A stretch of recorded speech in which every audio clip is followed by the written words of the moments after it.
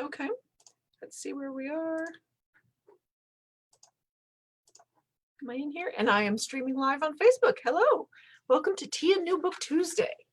Today we're going to go over some notable nonfiction that got left off the December new nonfiction, and we're going to go over some sci-fi, horror, and fantasy novels.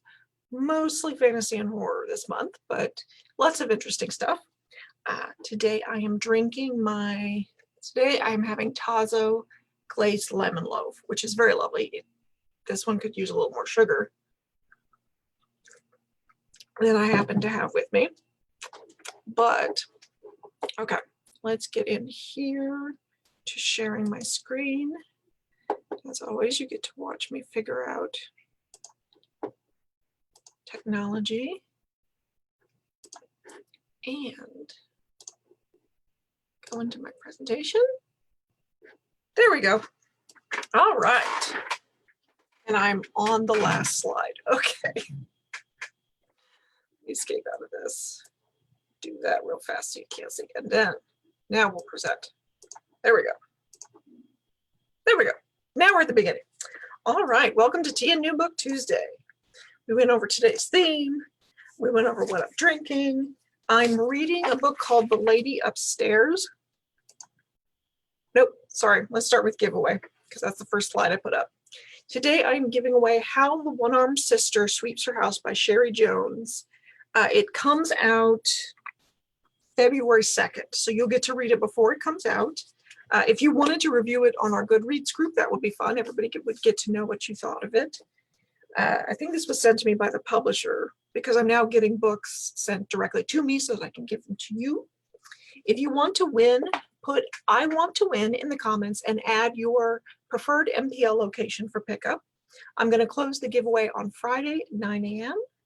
So good luck. May the odds be ever in your favor and whatnot. I am reading The Lady Upstairs by Haley Sutton, which is a noir set in present-day Los Angeles. And it's about a sort of what looks from the outside kind of like a PI agency, but what they're actually doing is blackmailing powerful men. And the person running the agency is an unknown figure referred to as the Lady Upstairs. And I think there's a murder, but I haven't gotten there yet. I will review it on Goodreads probably by next week. The release date is today, I think. Yeah, release date's today. All right, my favorite comment from last week was from Greta Sharp, and she says, "I watch these videos with my Goodreads account open on another screen so I can add it to my to-be-read list." Right there with you. When I'm doing this show, I'm always putting notes on, thinking, oh, I want to read that, and I want to read that. It's not that I have the time to read all these things, but you know, the to-be-read pile is something I was born with and will never get all the way through. Oh, I wanted to give you a preview of what's coming up tomorrow. Tomorrow I'm going to do a live tour of our brand new branch, which is the Grand Bay location. It will be at 3 o'clock. I'm almost positive it's at 3.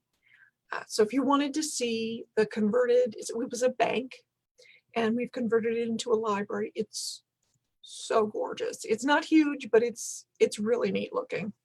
I'll be there with the manager, Veronica Magoo, and I think she's going to be leading the tour, and I'll be behind the camera. But I think it should be really interesting if you haven't seen that location yet. And it's a way to see that location and still be socially distant, which is always nice.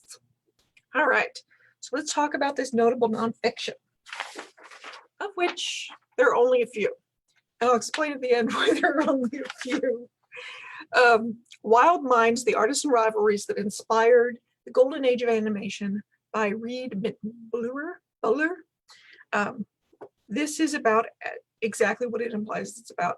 It's kind of hard to write some of the nonfiction descriptions for this because the titles usually tell you what it's about, and I don't know that I can elaborate on that. But it is about the era of animation before television, when animation was aimed at adults.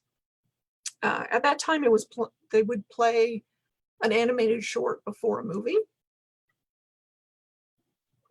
and it was almost exclusively adults who went to movies. But because it was for adults, there's a lot more social and political satire in those early cartoons. There's nudity in some of those early cartoons, which I had not heard of. I was kind of shocked.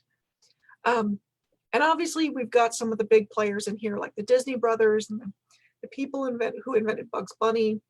And they didn't exist in isolation. They were all around each other at the same time and sort of working in reaction to each other and in competition with one another.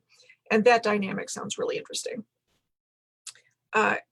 As with most nonfiction, we don't have a ton of early reviews, but the ones we do have are pretty positive. So maybe you want to check it out. It comes out on December 1st. The Saint Makers, Inside the Catholic Church and How a War Hero Inspired a Journey of Faith by Joe Drape. I thought this was really interesting. I don't know if it matters or not, possibly because I was raised Catholic, although I'm admittedly not Catholic anymore. But it's the modern process of how the Catholic Church canonizes people. Canonize meaning it's how you make a saint. And in this case, they were potentially going to canonize a Korean War hero.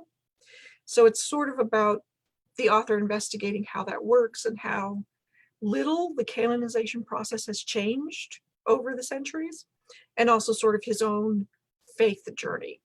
And I thought it sounded really interesting. The author writes about history a lot, and that alone gives him probably a good background to write about something as old as the process of canonization. But it comes out December 1st. Okay, Mediocre, The Dangerous Legacy of White Male America by Ijoma Olio. Not super sure I got that pronunciation right. Sorry if I've offended, I just don't know how you pronounce it. But this is, as advertised, a history of white male America, and an investigation on what the same people remaining in power cost us socially, politically, and economically. The author wrote another bestseller, So You Want to Talk About Race. If you read that book, I think this book might be one you want to look into. It looks like it's going to be a really provocative and, based on his writing, it probably a very well-written indictment of the modern system. If you're interested in that, it comes out December 1st. Okay, so here's the nonfiction that almost threw all the other nonfiction off the list, because I came across something when I was writing the description for this that kind of changed my morning. Oh, I'm a little tired. I haven't gotten sleep in several days because I'm working on projects for the library that tend to be really stressful because I'm trying to make very big things happen. And even though I like doing that, and I'm going to keep doing it, it still wears on me while I'm in the middle of it. So as I was looking through the descriptions of these books to sort of write my short version, obviously when I came across the Wild Minds and the animation stuff, I looked up some of the old Betty Boop cartoons they were talking about, which was really interesting. And as I was writing this one for The Particulars of Peter, dance lessons, DNA tests, and other excuses to hang out with my perfect dog, my Killy Boy, I came across a competition she learned about when she started researching this book. And the book is about her relationship with her rescue dog and about the sort of sub-community of dog lovers around America and all the little offshoots of that culture, including something called canine freestyle, which is legit a thing. So let me stop sharing. No, I want to share a screen. I just want to share a different screen. So I need to go back into this one. And here's, sometimes I wish I wouldn't get ambitious with technology, because how do I exit? No, let me exit. Okay, this shouldn't be this hard. Let me go over here. There we go. Okay. All right, I figured it out. So canine freestyle is a thing. It's this thing where you do a choreographed routine with your dog to make it look like you're dancing together. So naturally I had to look up what this is and what it looks like. So let's go ahead and watch an example of canine freestyle. Watch the whole thing, but yeah, that was that kind of made my morning. Naturally, I had to ask myself, would my cat do that with me? And I'm pretty sure the answer is no, because one, she's a cat, and two, it doesn't involve hunting, which is sort of the best training I could do with a cat would be rooted in her chasing something. And also, I think she loves me, but I'm not sure she likes me, so I don't think we will be dancing. But if you would like to read more about canine freestyle, although it is only a small part of this book, The Particulars of Peter comes out December 8th. All right, let's move on to sci-fi, fantasy, and horror. It's coming out in December. A bunch of these are series, so I've tried to mark that so you can see it whenever possible. We're going to start with King of Rising, a novel by Kaysen Callender. This is, I think, book 2. We have book 1. It's called Queen of the Conquered. In the first book, Sigourney Rose, which is the main character, is vying for the throne with other noble families, and she can read minds. Someone else is murdering people to try and get to the throne. In the second book, we have a different main character who is a former slave and is trying to start a revolution. And I should have said from the beginning, the fantasy world this is set in is very Caribbean inspired, but it's a series of islands that are colonized. So it's very much into the theme about colonization and all of the negative effects that that has on a culture. So it's recommended for people who enjoy V.E. Schwab, Kristen White, and Marlon James. The reviews are actually somewhat mixed. People either think it's good and are really happy about it, or they just don't get it at all, which happens. It's fine. But the author also wrote Felix Ever After, which is a YA title, and has written several other YA things that are really well reviewed. So I think it's possible this series hasn't quite found its audience yet, or at least not as big of an audience as might really enjoy it. But if you think it might be interesting to you, book 2 comes out on December 1st, and MPL has copies of book 1 available now. All right. Hollow Empire, a Poison War novel by Sam Hawke. This is another book 2 in a series. The series is Poison War. The first book was called City of Lies. And that first book won a bunch of awards because I think this is a debut series. One of these is. Yes, this one is the debut series. This has the same main character throughout.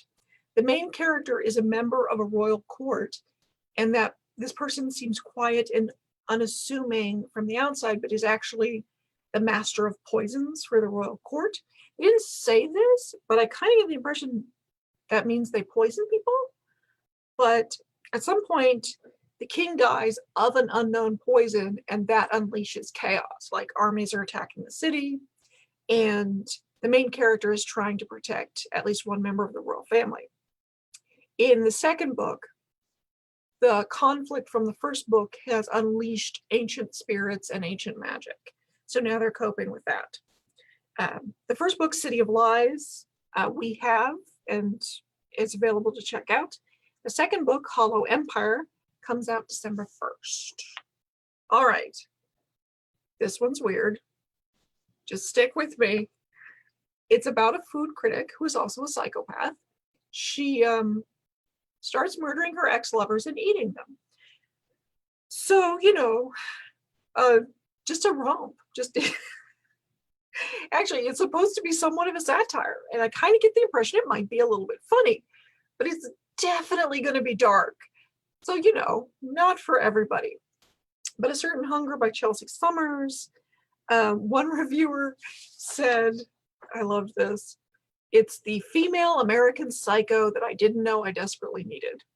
The reviews were filled with food puns, so obviously the people who enjoyed it are just having fun with it. Some of the reviews were really low though, because clearly violent, definitely going to be dark, and that's just not everybody's bag.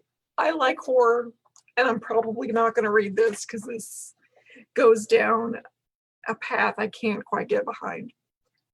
Mostly because I don't like descriptions of eating under normal circumstances, so cannibalization, really, I'm out. But I think it looks interesting still, and I think if you want to read it, it will be coming out December 1st. All right, now we have Red Hands by Christopher Golan. This series is, I think they've just named it after the main character that's in every book, which is Ben Walker. This is, Red Hands is book 3. Arat is book 1. He seems to have a theme of mountains in 1 and 3, and then 2 isn't take place in caves, maybe? I don't know.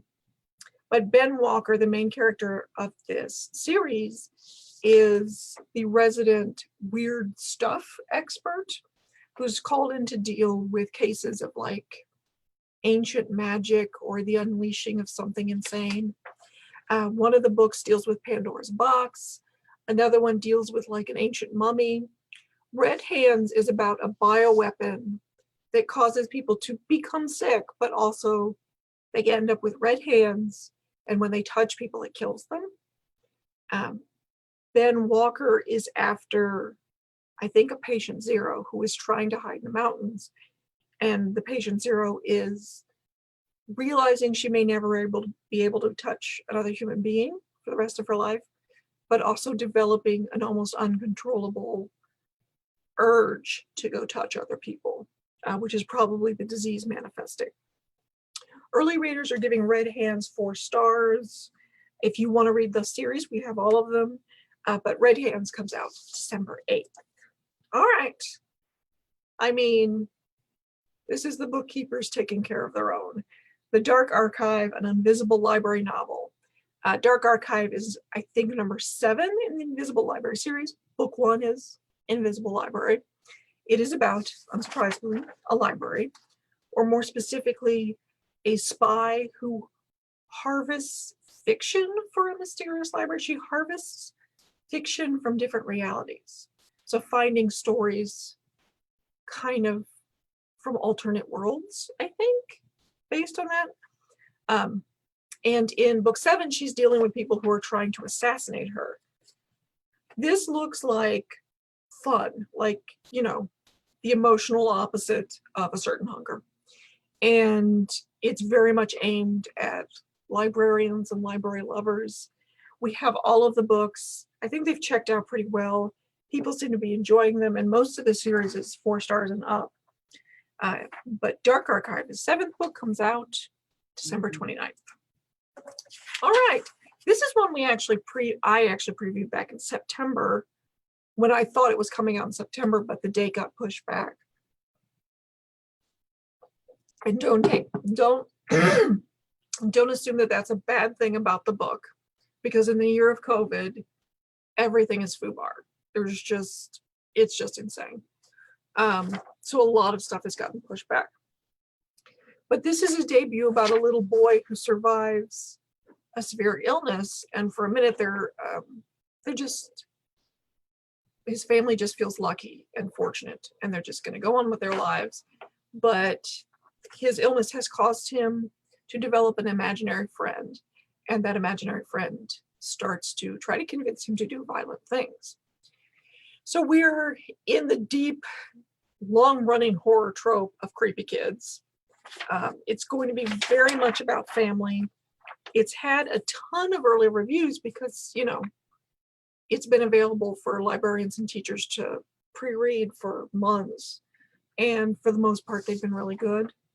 If you would like to read it, we think it comes out December 1st. Hopefully it comes out December 1st. All right. If you would like to win How the One-Armed Sister Sweeps Her House be sure to comment on this video with I want to win and your preferred MPL location for pickup. We are on Goodreads whenever I finish The Lady Upstairs, which I think The Lady Upstairs comes out today, by the way. I will add my review to Goodreads. I have reviews up there for another book that comes out today, which is I Want to Be Where the Normal People Are by Rachel Bloom. MPL hasn't ordered that one yet, but I have recommended it, and we'll see what the librarians say. Yes, but if you want to join us on Goodreads, I post reviews there.